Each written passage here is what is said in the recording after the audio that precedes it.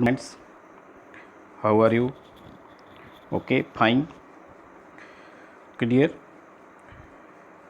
We have discussed about the hybridization in the last lecture. Types of hybridization: SP, SP2, SP3. Okay, the three hybridization have been discussed in the last lecture. Now today we will discuss the types of hybridization, further types of hybridization. Okay, dear.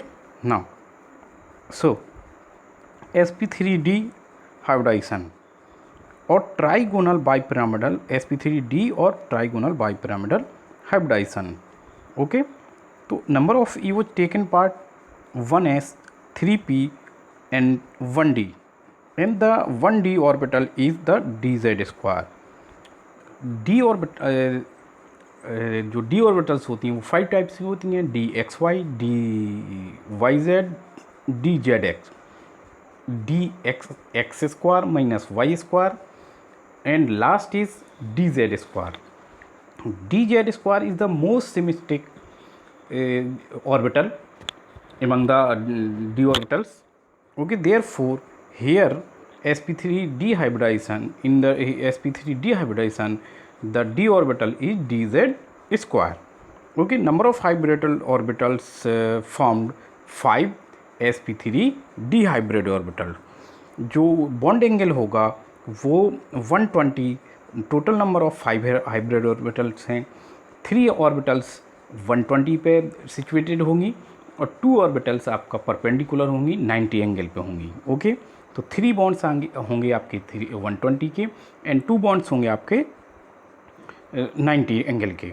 Okay dears, geometry होगी trigonal bipyramidal. Trigonal bipyramidal geometry होगी. Example PCl5, PCl4 positive, PCl6 negative, ZXeF2, ClF3. Now formation particular example PCl5 का देखें हम तो PCl5 जो phosphorus होता है ground state में, इसका कन्फिगरेशन दिस होगा. Okay dear, this type. Now जो एक्साइटेड स्टेट में होगा, डियर स्टूडेंट्स मैंने आपसे डिस्कस किया था कि एक्साइटेड स्टेट में एनर्जी को एब्जॉर्ब करके इलेक्ट्रॉन ट्रांसफ़र हो जाते हैं from lower ground state to excited state. ये एनर्जी कहाँ से आती है?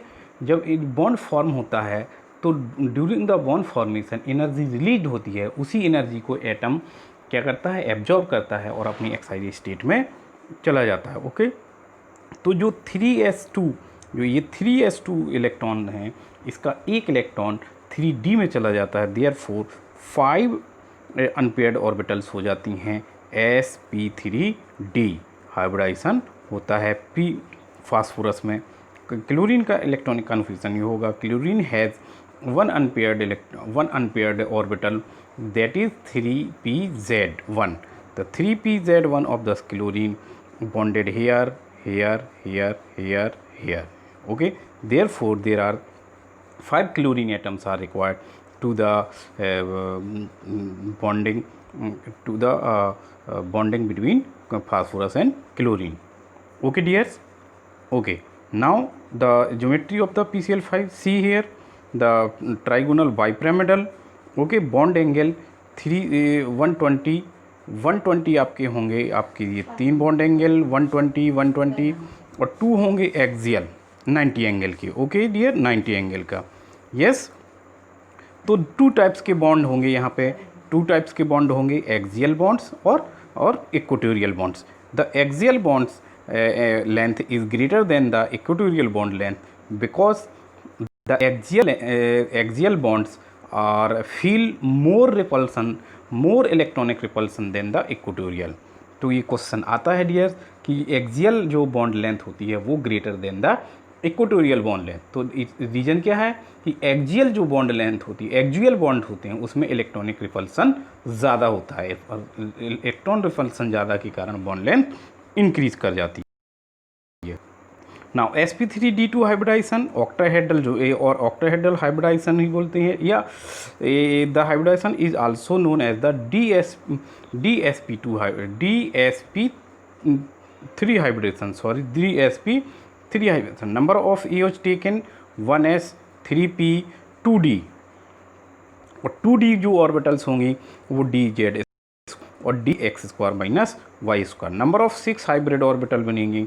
All the 6 hybrid orbital are known as the sp3d2 hybrid orbitals. Bond angle 190 का होगा। ज्योमेट्री ऑक्टाहेड्रल होगी। एग्जाम्पल सारे के सारे हेक्सा जो कंपाउंड्स होते हैं, जनरली हेक्सा मतलब 6 ऑर्बिटल्स बॉन्डिंग होंगी, तो उन सारे कंपाउंड्स में आपका sp3d2 हाइब्रिडाइजेशन होगा। Formation of SF6 sulphur hexafluoride. Ground state में सल्फर का इलेक्ट्रॉन कन्फ्यूजन ये होगा। एक्साइड स्टेट में आपका sp3s2 और 3px2 से एक इलेक्ट्रॉन आपका d ऑर्बिटल में चला जाएगा 3d में। देयरफॉर sp3d2 हाइब्रिडाइजेशन आपका किस में होगा? सल्फर में। ओके, फ्लोरीन का इलेक्ट्रॉन कन्फ्यूजन होगा। 6 हाइब्रिड ऑर्बिटल हैं having the 1 electron, therefore 6 atoms of fluorine are required to the bonding geometry tetrahedral. ई सेंट्रल एटम से भी एटम जुड़ा रहता है जो सराउंडिंग एटम्स होते हैं, और वो आपस में भी एक दूसरे से बॉन्ड किए रहते हैं। Okay dears, now other hybridisation are dsp2 hybridisation, और वेयर डी क्या होगा? dz² होगा। स्क्वायर प्लेनर स्ट्रक्चर होगी। sp3 की जगह पे आपका क्या हो सकता है? dsp2 हो सकता है। 4 हाइब्रिड ऑर्बिटल यहाँ होंगी, 4 हाइब्रिड ऑर्बिटल यहाँ होंगी। बट जब sp3 हाइब्रिडाइजेशन होता है तो टेट्राहेड्रल ज्योमेट्री होती है। अगर dsp2 हाइब्रिडाइजेशन होगा तो स्क्वायर प्लेनर होगा। क्या होगा डियर? Square planar. 90 एंगल का बॉन्ड एंगल होगा। ज्योमेट्री स्क्वायर प्लेनर होगी। Other hybridization is sp3d3 hybridization.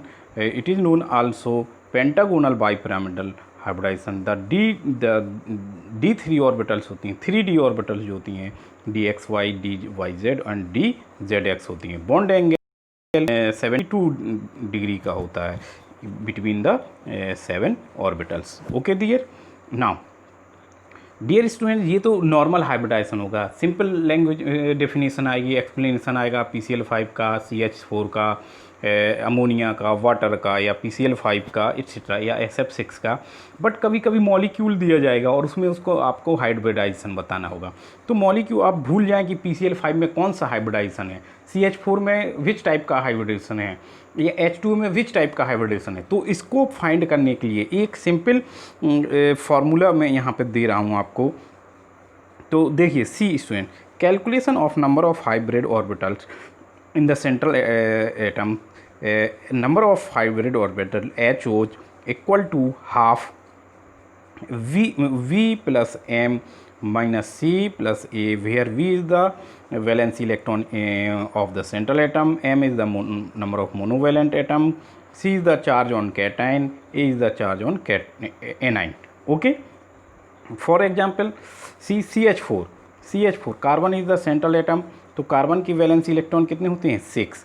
तो हाइब्रिड ऑर्बिटल निकालेंगे अगर CH4 में तो half 4 number of valence electron in carbon, number of monovalent. अब m क्या है? m की वैल्यू रखेंगे तो मोनोवेलेंट एटम कितने हैं? Hydrogen is the monovalent atom. 4 ना तो प्लस है ना माइनस है, देयरफॉर 0 -0 + 0, देयरफॉर आपका हाइब्रिड ऑर्बिटल कितनी आएंगी? 4 आ जाएंगी। जब हाइब्रिड 4 आई तो इसका मतलब है sp3 हाइब्रिडाइजेशन होगा। जब sp3 हाइब्रिडाइजेशन है तो इसकी ज्योमेट्री क्या होगी? Tetrahedral. Okay dear, similarly CH2 double bond CH2, इस C में अलग हाइब्रिडाइजेशन निकालेंगे, इसमें अलग निकालेंगे। तो number of hybrid orbital equal to half, फिर से वैलेंस इलेक्ट्रॉन 4 - 2। अब एक कार्बन के पास कितने हाइड्रोजन एटम है? मोनोवेलेंट एटम 2, देयरफॉर हाइब्रिड जो हाइब्रिड ऑर्बिटल 3 sp2 हाइब्रिडाइजेशन, मतलब कार्बन टू कार्बन जहाँ भी डबल बॉन्ड होगा sp2 हाइब्रिडाइजेशन होगा। Carbon to carbon triple bond की बात आई। अब carbon to carbon triple bond, तो C students number of hybrid orbital क्या आएंगी? हाफ 4 + 1। अब एक हाइड्रोजन एटम है ईच कार्बन के पास है, therefore 4 + 1 upon half equal to 2.5। 2.5 हो या 2.4 हो, इसको 2 ही काउंट करेंगे। अगर 2.6 होता तो इसको 3 काउंट करते हम। देयरफॉर 2 हाइब्रिड ऑर्बिटल हैं that are the sp3 sp hybridization bond angle 180 का होगा और आपकी स्ट्रक्चर क्या होगी, लीनियर होगी, ज्योमेट्री क्या होगी, लीनियर होगी। फॉर कैटायन के लिए अमोनिया का देखिए dear student, number of hybrid total 1/2, 5 क्या है, वैलेंस इलेक्ट्रॉन ऑफ नाइट्रोजन 4 क्या है, number of monovalent atom that are hydrogen 4, -1 क्या है कि यहाँ पर चार्ज +1 है, प्लस पे चार्ज होगा तो माइनस होता है और माइनस का चार्ज होता है तो वो ऐड होता है। ओके डियर, देयर फोर आपका कितना आएगा हाइब्रिड ऑर्बिटल्स 4 आएंगी। sp3 hybridisation means NH4 positive pay sp3 hybridisation होगा। कार्बोनेट आयन पे जो हाइब्रिड ऑर्बिटल हाफ 4 क्या है आपकी, 4 क्या है आपकी, 4 are the valence electron of carbon और आपका +2 क्या है, मोनोवेलेंट एटम। देखिए कार्बन जो उसका कार्बोनेट का आपका स्ट्रक्चर होती है, लेविस स्ट्रक्चर होती है कार्बोनेट की, दिस टाइप की होती है, C double bond O single bond O single bond O। तो मोनोवेलेंट एटम कितनी है, 2 मोनोवेलेंट एटम कितनी है, 2, देयरफॉर 2 वैल्यू रखी गई है यहाँ पे। तो 4 + 2 3 आएगी, 4 + 2 और -2 है तो -2 ऐड होगा, तो 4 + 2 + 2 -0 इक्वल टू आएगा अपॉन हाफ इक्वल टू 4 आएगा, therefore carbonate ion has sp3 hybridization. तो डियर स्टूडेंट हाइब्रिडाइजेशन समझ में आ गया, हाइब्रिडाइजेशन कैसे निकालते हैं ये भी समझ में आ गया। जब हाइब्रिडाइजेशन आपको पता हो जाएगा तो आप उसकी ज्योमेट्री, उसका बॉन्ड एंगल एक्सेट्रा को आपको निकाल सकते हैं। Okay dears, now valence shell electron pair repulsion hybridization को, और जब हाइब्रिडाइजेशन उस मॉलिक्यूल को ज्योमेट्री को एक्सप्लेन कर पाती है जिसमें कोई भी सारे के सारे इलेक्ट्रॉन आपके कैसे होंगे, बॉन्ड पेयर हों, सारे के सारे इलेक्ट्रॉन कैसे हों, बॉन्डिंग हों, कोई भी नॉन बॉन्डिंग इलेक्ट्रॉन ना हो। अगर नॉन बॉन्डिंग इलेक्ट्रॉन होगा मॉलिक्यूल में तो फिर जो हाइब्रिडाइजेशन है वो उसकी ज्योमेट्री को एक्सप्लेन नहीं कर पाता है। जब अनपेयर्ड आपकी नॉन बॉन्डिंग इलेक्ट्रॉन होंगे तो non bonding the molecule having the non bonding electron its geometry is explain can be explain on the basis of VSEPR theory only. Okay, VSEPR theory, VSEPR theory. Okay dear, तो VSEPR theory was proposed by किसने, Sidgwick and Powell ने first आप इसको propose किया था, उसका further development किया था R.J. Gillespie and R.S. नियोम ने। ओके, according to the theory no orbital the orbital occupied by the electron in valency shell of central atom should be arranged in a shape in a way that they lie as far as away from one another as possible to impart maximum stability of molecule।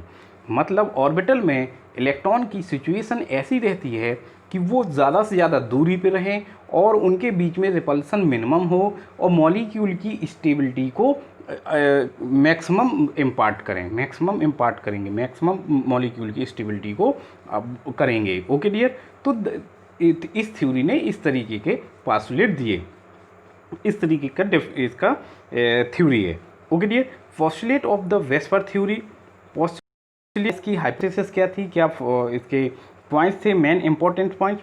तो dear student, the geometry of molecule depends upon the number of valence shell electron pair.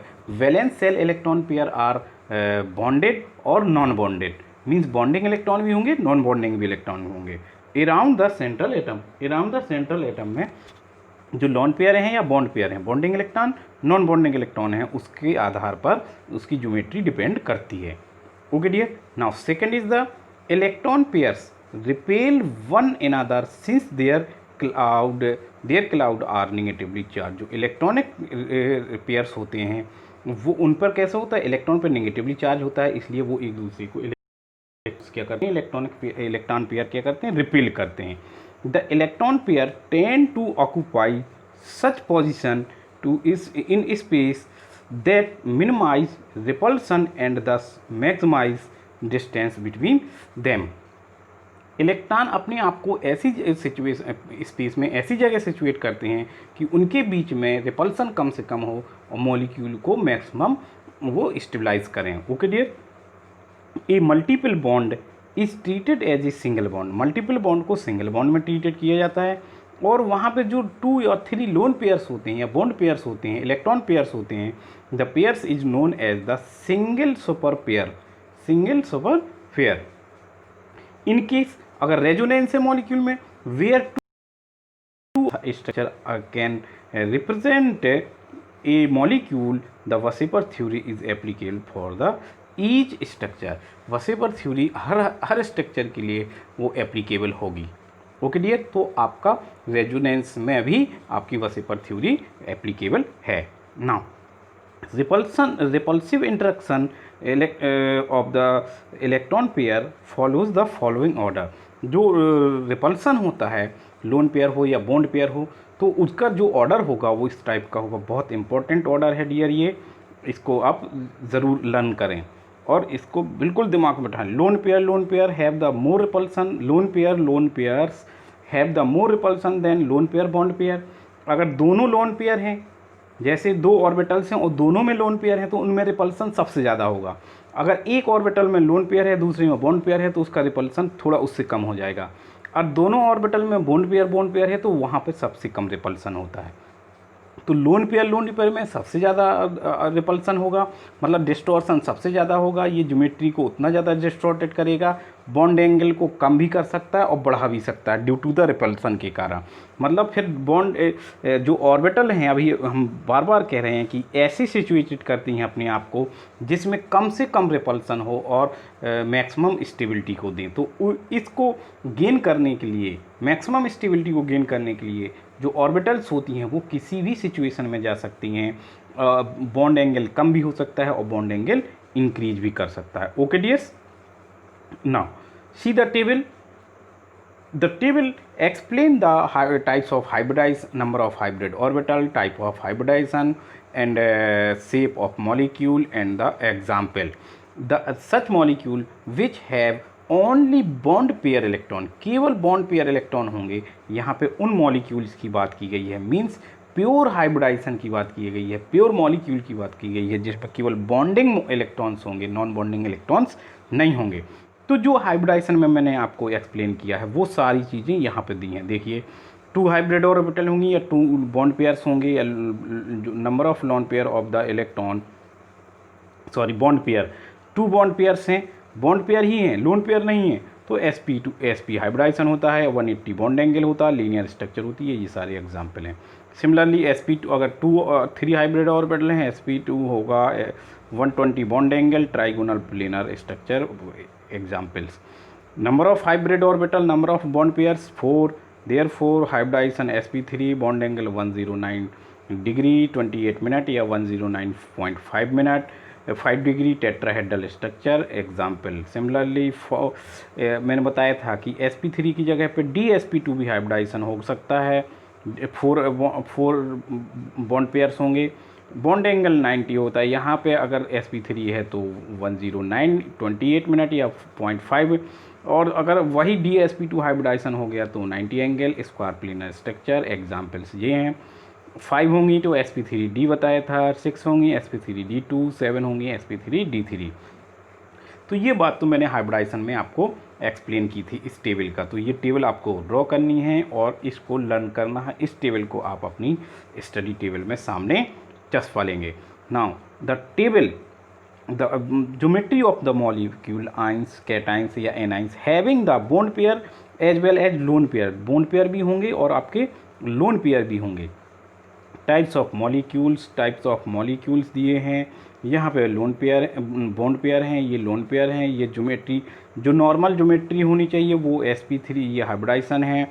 और जो bond angle है वो ये अब distorted होगा, bond angle क्या होगा, या तो डिक्रीज होगा या इंक्रीज होगा due to the repulsion of the lone pair. Due to the lone pair जैसे बढ़ते जाएंगे डिस्टॉर्शन उतना होता जाएगा, बॉन्ड एंगल उतना डिस्टर्ब होता जाएगा, या तो डिक्रीज होता जाएगा या इंक्रीज होता जाएगा। ज्योमेट्री जो आपकी रेगुलर होनी चाहिए वो नहीं होगी, और ज्योमेट्री क्या होगी, ज्योमेट्री डिस्टॉर्टेड हो जाएगी। जो ट्राइगोनल प्लेनर होना चाहिए वो क्या हो गई, आपकी बेंट हो गई। अगर लोन पेयर है, 3 ऑर्बिटल हैं टोटल, 3 में से 2 में लोन पेयर है और 1 में बॉन्ड पेयर है, तो आपका बॉन्ड पेयर की वजह से वी शेप्ड स्ट्रक्चर हो जाएगी। For example SO2, SnCl2 etcetera. Okay dears, तो ये टेबल आप देख लेंगे, समझ में आ जाएगी, सारा एक्सप्लेनेशन मैं दे चुका हूँ। अगर सपोज दैट आपका 7 हाइब्रिड ऑर्बिटल हैं, 7 में 6 लॉन पेयर हैं, 6 बॉन्डिंग है, 1 नॉन बॉन्डिंग है या लोन पेयर है, sp3 हाइब्रिडाइजेशन तो होगा ही होगा, क्योंकि 7 हाइब्रिड ऑर्बिटल हैं, 7 और टोटल ऑर्बिटल्स हैं। तो इसका जो बॉन्ड एंगल है ये अभी तक डिस्कवर्ड नहीं हो पाया। ऑक्टाहेड्रल स्ट्रक्चर होती है, जब रेगुलर आपकी, जब कोई बॉन्ड पेयर ना हो तब ये होती है, लेकिन अगर लोन पेयर है तो फिर वो डिस्टॉर्टेड ऑक्टाहेड्रल होगी। डिस्टॉर्टेड ऑक्टाहेड्रल, डिस्टॉर्टेड या एक्चुअल ज्योमेट्री होती है जब लोन पेयर होगा। अगर ये ना हो तो आपकी ज्योमेट्री ये होगी। लोन पेयर होने की वजह से ज्योमेट्री क्या होगी आपकी, ये वाली होगी। ओके डियर्स, तो that is the VSEPR theory. Okay, तो समझ में आया होगा आपको। अगर कोई प्रॉब्लम है तो फर्दर भी आप क्वेरी करेंगे, मैं उसको एक्सप्लेन करूँगा। Okay, thank you, have a nice day.